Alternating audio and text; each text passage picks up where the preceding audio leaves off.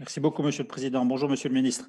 Euh, ces 10 dernières années, l'éolien offshore s'est considérablement développé en mer du Nord pour atteindre une capacité de production de 2200 mégawatts au 1er janvier 2021. Vu la pleine opérationnalité des 8 parcs éoliens en mer du Nord belges annoncés le 4 janvier dernier par la Belgian Offshore Platform, nous passerons ainsi de 6,7 TWh d'électricité produite en 2020 à 8 TWh en 2021, soit l'équivalent la consommation électrique de 2,2 millions de ménages ou 10% de la consommation totale en Belgique.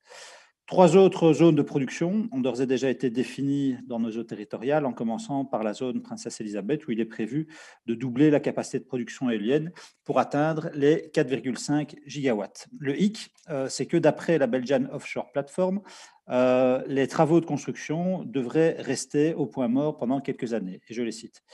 J'ai lu qu'on ne devrait de la sorte pas voir tourner de nouvelles éoliennes en mer avant une dizaine d'années, ce qui représente, comme le rapporte la presse, effectivement, un coup d'arrêt important après l'installation de 81 éoliennes pour une capacité installée supplémentaire de 706 mégawatts en 2020. Monsieur le ministre, j'en viens dès lors à mes questions. La première est la suivante. Avez-vous au sein du gouvernement des données relatives à l'impact du coup de frein donné à l'éolien offshore sur l'activité économique locale? Deuxièmement, quelle est votre analyse quant à la capacité de la Belgique d'augmenter sa capacité en énergie renouvelable en mer au moment même où le gouvernement met tout en œuvre pour satisfaire notre capacité d'approvisionnement en vue de la sortie du nucléaire en 2025? Et enfin, pourquoi n'est-il pas possible de programmer avant 2023 un appel d'offres pour l'éolien offshore afin de démarrer au plus vite les travaux nécessaires pour l'opérationnalisation d'une seconde zone de production d'énergie éolienne en mer?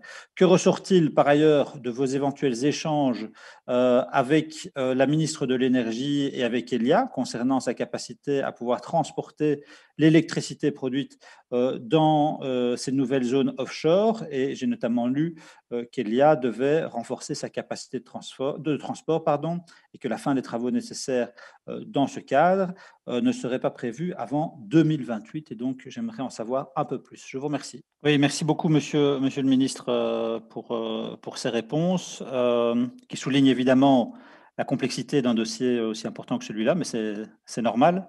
Et face à cette complexité, je vous souhaite et je nous souhaite un maximum d'ambition et de pragmatisme, parce qu'on aura besoin de pragmatisme pour avancer.